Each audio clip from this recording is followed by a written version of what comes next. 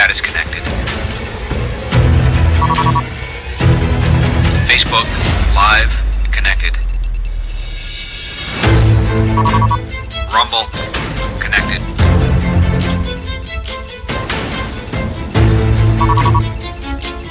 Twitter X connected. LinkedIn connected. This is the booth. We are cleared to go live. Send the signal to the studio and go live.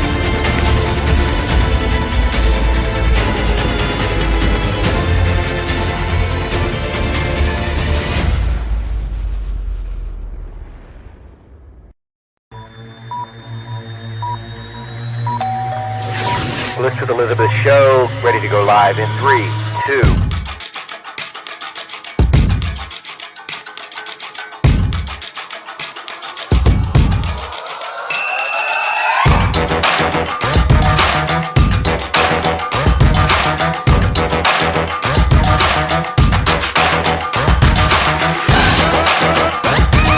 When you think selling and buying a home, when I think real estate, I think List with Elizabeth. Elizabeth Kline. Elizabeth Ann Kline. And here is the host of the List with Elizabeth show, Elizabeth Kline.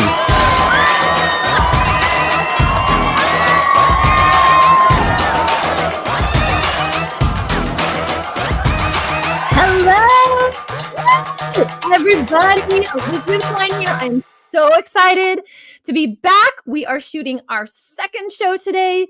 I am really psyched. We have an awesome guest for you today. But before we get into that, who am I? I'm Elizabeth Kline. I do residential real estate in the Northern Virginia area.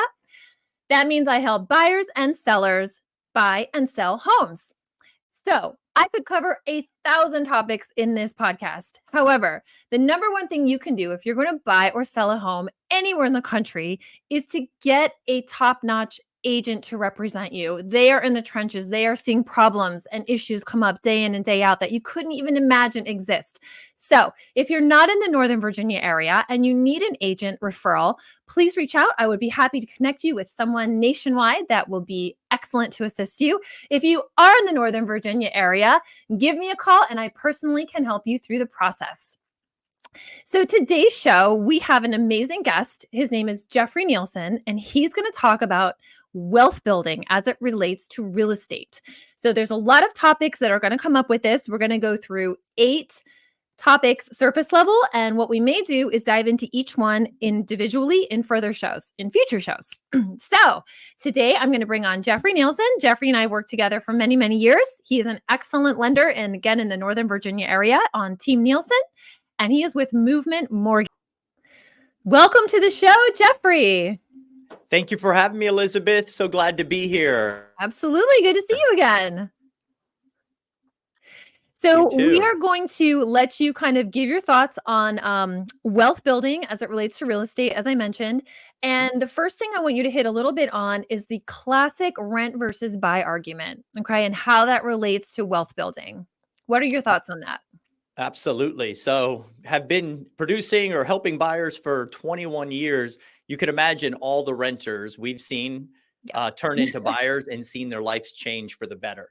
Not only has my life dramatically improved through buying multiple properties, but many of our first-time buyers have also leveraged their home to buy more and create more wealth. So their rents, one thing we keep seeing, especially in an inflationary market, is that rents can increase over time. So with your mortgage, you're fixing in the cost. That's a really important concept. Good point. And you almost don't know how good it is until the future when you look back and go, wow, my mortgage payment just continued to stay the same or go down. Mm-hmm. And literally neighbors' rents and friends' rents have continued to rise. And so this not having control of your monthly budget, as it were, has to be a concern for wealth building. And then 2, the longer you own real estate over time, right? We're looking at long-term appreciation. And we know your money is just a payment, right? Fixed costs. You don't full owning, you're building down loan. Okay, so sorry there, Jeffrey. I think we had a little technical lag. I think we're back now. If we can maybe just start over with the classic rent versus buy argument, and just so everyone can hear what you have to say. Go ahead. Sure. Thanks, Elizabeth. I apologize. So rent versus buy. For 21 years, I've been serving first-time buyers, and I've seen my progression in wealth, right? So firsthand, owning 7 homes, owning 5 rentals, and I've done it through buying more homes and renting them out behind me. So we'll get to that. But I've also seen many first-time buyers leverage their first home into their next home, and that one extra house, you should see the wealth, you know, Absolutely. exponentially grow, right? Also, one of my big things with rents is you may have it's called a lower cost or a cheaper rental, right? But these costs can grow over time, especially in an inflationary market. We saw over the last couple of years, we've seen rents, in some cases push people into different areas, push them to buy, but at that point they should have already bought, perhaps, right? Would have been. So we're now finally kind of seeing the benefits of wealth over the long term in real estate, right? So the longer you own real estate, the more appreciation, the more the loan is paid off, and you have the same payment for all these years. So, or lower. We've been gifted through, I call them miracles that can happen in the mortgage process. We like The miracles. miracle of COVID was 2% interest rates, right? There you go. Yeah, and quick personal story. Speaking Mhm. of growth over time, I remember I bought my very first condo. It was $270,000, and I literally was panicked. I remember going to the bank and I got a cashier's check for $65,000, and I was so nervous driving it to the title company. I thought I was going to crash or was going to fly out the window, and I was so nervous. And I bought that condo, and years later sold it for $500,000. And I mean, I Amazing. never in a million years would have thought it ever would have gone higher than 270 seemed like The the max. most it would ever go. And, over time, things go up. So don't try to time the market. It's time in the market that's going to Mhm. help you with the wealth building. Critical. Okay. So Good let's move point. on to your second point here. There's a lot of options for people to invest in real Mhm. estate versus something like traditional stocks. How would Mhm. you speak to that as it relates to wealth building? That's a great question, because part of our analysis, right? And I always say my diagnosis for first time buyers to next time buyers is there's an opportunity cost for every dollar you have, right? So whether you put it in stocks or you put it in your savings account or you're putting it in real estate, there is a cost, right? And a lot of people associate mortgage with just payment, and they're missing these other fundamentals, right? So the difference in wealth planning is that it gives you options to invest in a long-term steady market. That's what real estate's provided over the years. Mhm. Also, being a tangible real asset, you can develop it, right? You can grow it. You can choose how to manage it. For many years, Airbnb or this idea really never existed.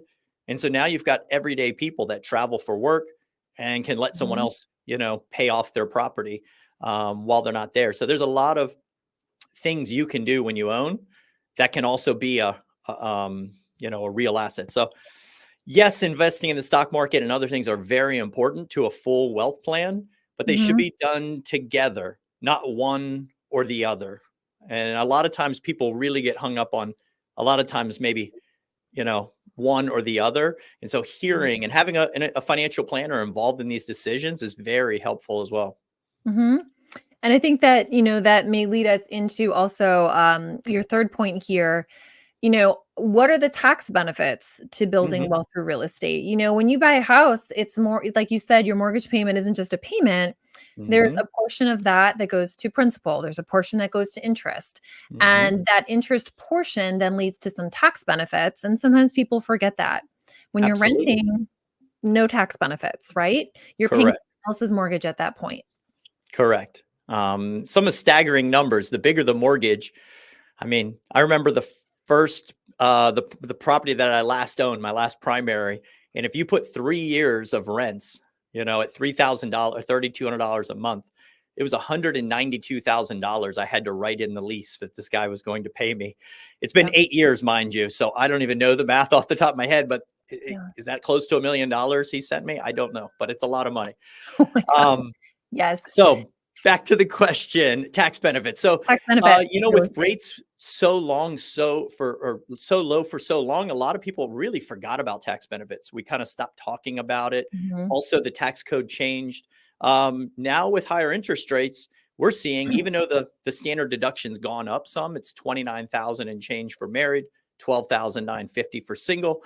We're still seeing a lot of buyers have tax benefits and they don't know about it.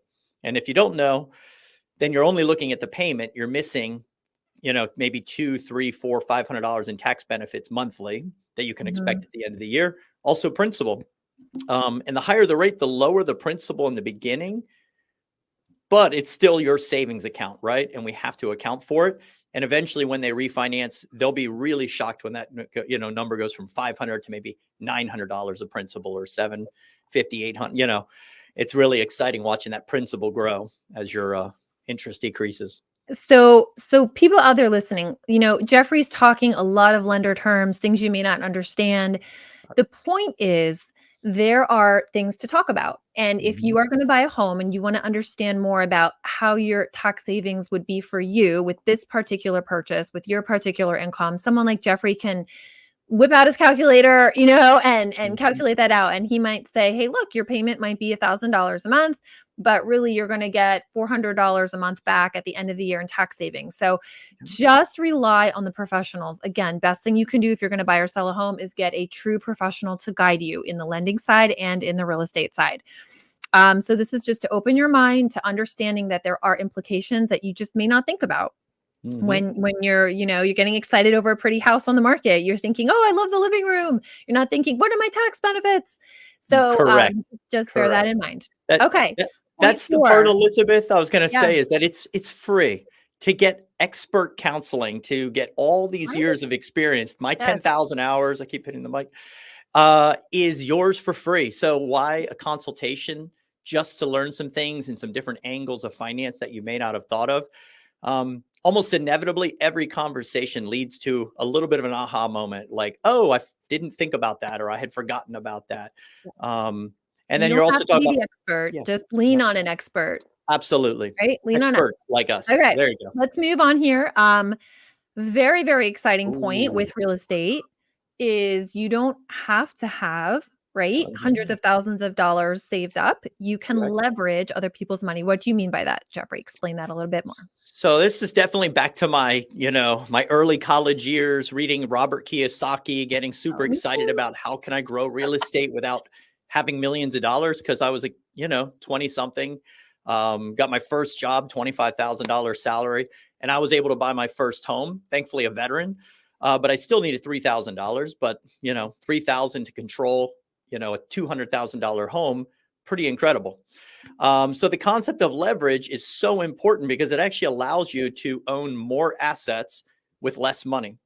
And financially speaking, the less you have to put into an investment to grow the same value, right? If the property is going to appreciate from 100 to 110,000, that's 10% appreciation. If I put no money in, it's like an exponential rate of return. But but if I put $100,000 down, right, then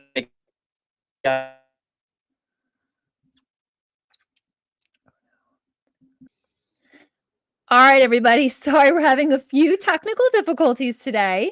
But Jeffrey, we are going to just move right along. Let's jump to point 5 here, how real estate can be used as a hedge against inflation. That's a lot of big words there. I know we're all feeling the squeeze of inflation lately. I know I am. Go to the grocery store and you buy 3 things and it's 3 times the price as it used to be. So tell us a little bit about this.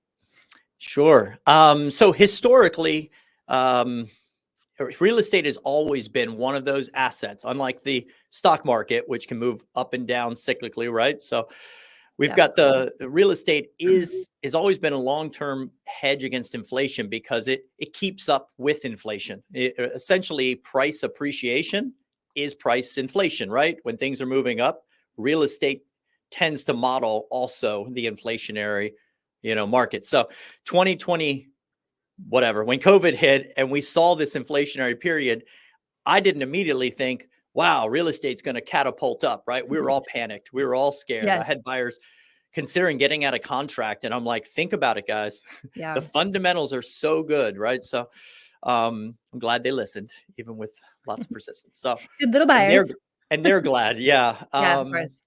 So also rents have that same trend, right? So as inflation, affected all of us, it also then affected rents. And so we've seen a lot of rising rents as a result of inflation. So your dollar's worth less over time. So now we're able to essentially hedge against that. So anyone in real estate has done well over inflationary times. And we can't say the same thing about stocks. They can go in any different direction. So this is one of those asset classes that does give you security over time. That's such a good point. Absolutely. I love that. Mhm. My neighborhood here, we have single family homes in West Springfield. And when they originally were built in the 1970s, they were Mhm. selling for $40,000 up to $70,000. I think that was the highest one I have seen. And, fast forward to 2024, where now the average home is $825,000. And Mhm. every single time it jumps up, people say it can't go any higher. Oh my God, these aren't $300,000 homes. Oh my God, these aren't $500,000 homes. Oh my God, these aren't 800. When my kids are growing, they're going to be over $1 million homes. And Mhm. you cannot get stuck in today. You have to step back, look at historically what's happened and what is projected to most likely happen. So real estate is fantastic example of that. Yeah, All right. Next absolutely. point here. Outside of just the idea of wealth management and buying a property, there are some other things you can help with, right? As far Mhm. as these items here, planning for taxes and retirement. How can you help buyers with that? Absolutely. Now, this is a large topic. I am not a financial, or excuse me, a financial planner or CPA, but I do work with them, and I have opportunities that when they come, it blows your mind because you're like, wow, there's so much more to real estate than just one strategy. And so, you can go down the rabbit hole online of all types of flips and flips, and there's so much to be done. Well, when it comes to strategic and tax planning advantages, business owners have a huge opportunity to invest in real estate. I had someone who literally made $1 million too much last year, had no idea what to do, was going to have to pay a ton of taxes. And so he went and bought a investment property in Corolla that he can enjoy, that is cash flowing, that is projected to increase over time. And so what an amazing place for him to park this money, paid zero taxes. And as a result, it's a tax, strategic plan Mhm. that allowed him to also grow his wealth. Right. So if we only thought small, let's pay taxes, we had a good year, then there is more tax implications. And anybody that's paid a lot of taxes is looking for tax strategies. So that's Right. one part of the question. Is there more to that? I think no, I think that one's actually really good. And just on the flip side, so real estate has advantages for people that make a lot of money, and it Mhm. has advantages for people that are just starting out and getting their first home. And just Absolutely. remember, if you are buying your first home, it's not going to be your dream home. It's just not. You're going to buy your first home, leverage the equity you build in that into the next home, which may be closer to your dream home or your dream home, and then, so on and so forth, stepping up. So Absolutely. just start somewhere. You've got to start somewhere, as my dad would always say. I Absolutely. can hear him saying Mhm. it right now in my head. You don't All right. even know your dream home on your first home, Yeah. right? So And like it's we're needed. not even at the level in Yeah. life to know what we need. We don't have kids in school districts. I've had people with no kids talking about school districts, and I'm like, wait, you have no kids? You're not even born? Right. Don't worry. Like you have time. Yeah. So absolutely. Okay, great. So let's say someone gets a rental property. Mhm. And there is a decision to be made if you're going to manage that yourself or you're going to Ooh, hire a property manager. great question. What do you have to say about Mhm. that? It's a great question because life is learning, and it's one of those you learn over time. I've personally managed all of our properties. We have 5 rentals. And besides a water heater, which I'm dealing with now, I'm called to get it replaced, and it was under warranty because my maintenance guy told me. Pretty pretty minor maintenance stuff. So I can't say that's a major thing. Renting it hasn't been difficult. This is all personal experience. I've read some books, right? I've got some ironclad leases. I've done my, my basic due diligence, but it's very capable for any person that has any time and interest to be able to manage a property. But I have talked to some pretty intelligent property managers to tell me some of the other sides of the coin, right? Remember the renter I said that's been in my house for 8 years at 3,200?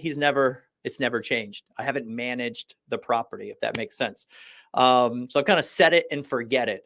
That tends to have deferred maintenance issues. When I go to re-rent it, I'm going to have some more costs to take care of the home. So a good property manager will take care of those. They'll do annual inspections. They'll update the lease. They'll stay on top of the tenant. They'll do more proactive management to probably net you, top dollar, if you want to look at it that way. So I probably could have turned over some of my properties but I was also able to manage them myself. So I guess it's a preference. Some people are handier than others, right? If you leave the area, I would definitely recommend having someone, take a look at it and keep it well managed for you. But it's very good. I think this topic is an entirely different show. Yeah. I have a lot of stories to share as well with that. But just for time purposes, I'm going to move on to your last point here, and we'll have to circle back on that one. Deal. So Jeffrey, in closing, just what would you like to say to our audience out there about generational wealth strategies in general? Absolutely. So, going back to Robert Kiyosaki, but there's an exit strategy to real estate. One of the things, I've got 3 kids. I said, the more homes I can buy, I can pass on to my kids with essentially no taxes, right? So if I can defer these properties, whether I keep them, do them as a 1031 exchange and, buy more real estate. But at the end of the day, at my death, the trust is going to be able to give these properties to my kids tax-free at whatever the new value is. And then they're theirs to manage. I didn't inherit 5 properties. I don't know about you, Elizabeth. Now my parents are, thank God, still alive. So never mind. Who knows, right? Maybe there's some things I don't know about. But so that is one of the biggest things is you can set your kids up for generational success. This is going to help allow one of the properties is paid off. That's an easy cash out refinance and help fund their college for them. So it's giving them some responsibility and rental management and business management skills, which I think every youth desires. We have a very entrepreneurial generation. So, so if you look at it that way, over time, real estate provides it's also an illiquid asset, meaning you can't make a rash decision and sell it. Trust me, I tried. I was like, maybe we should sell our house. And then I'm like, the deeper you think about it, because you have to think, it takes time. You got to move your stuff. There's a lot of work. So that's another big advantage with stocks, bonds, liquid assets. You can easily make rash decisions because it's just simple as a phone call or, transfer your money. Yes. So you can't do that with real estate. So that definitely becomes more of a large, serious conversation before you make any moves. Wow. I really love that. I never thought about that before, but sometimes we get emotional about things, right? COVID hits or the stock market crashes or you lose your job and all of a sudden you're like, oh my God, I have to do this or I have to do that. I have to do it. And with the stock market, you can let's log on and click, sell. And then you wake up a week later and you're like, oh, what I didn't think this through. I'm clear-headed now, but you're correct. Like with real estate, I mean, I guess quickly you could pick up and call your agent and say, sell, but they're going to tell you the work ahead. There's paperwork and there's preparation of the home and there's moving and there's moving tenants. So it slows you down, helps you make sure you're making a good decision and you have time to process and think through everything. I love that. I never thought about that. Look at that. I see you guys learn every day. Yay. Well, Jeffrey, thank you so much. You are a delight to have on the show, a wealth of knowledge and a wealth of wealth building knowledge. Yay. And I'll definitely have you back on down the road. Thank you all for tuning in today. If you need any assistance with buying or selling a home in the Northern Virginia area, please give me a call at 703-829-LIST or go to my website, listwithelizabeth.com. If you need any help with any of the strategies we talked about today, Jeffrey Neilsen and his team would be happy to assist. Signing off for today. I hope you all had a good time. I'll talk to you next time. Bye. When you're ready to sell your home, don't be silly and do